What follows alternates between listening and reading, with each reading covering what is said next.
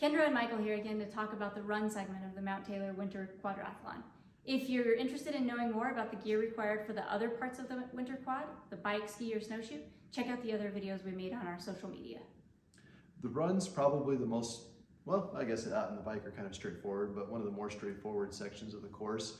A brief description of the course is like a 5-mile run that's on a gravel road, but being that it's during February, usually it's pretty snow-packed, especially once you get closer to the ski transition. So regular running shoes, trail running shoes, what you would use on a gravel road just any time of year are adequate for the quad. Some people do prefer some additional traction with Yaktrax or something similar that goes over the shoes and has some additional like metal cleats and stuff on it to keep you from slipping around on the ice. What I've done in the past is kind of look for the soft spots. Usually the sides of the road generally have some snow that hasn't been really heavily trafficked with vehicles and other runners and stuff, and that usually gives me enough traction that I feel pretty comfortable running on that for the way up and the way down. On the way down, especially on warmer years, it can be pretty muddy and wet, so that's something else you might just be prepared for.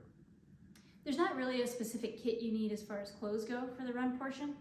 We really just suggest layering because you have no idea if it'll be 15 degrees and blowing snow or 60 degrees and sunny. We see both all the time. So layer and understand that if you're soloing, you'll have a bag available to you at the beginning of the run. So that would be at the bike to run transition.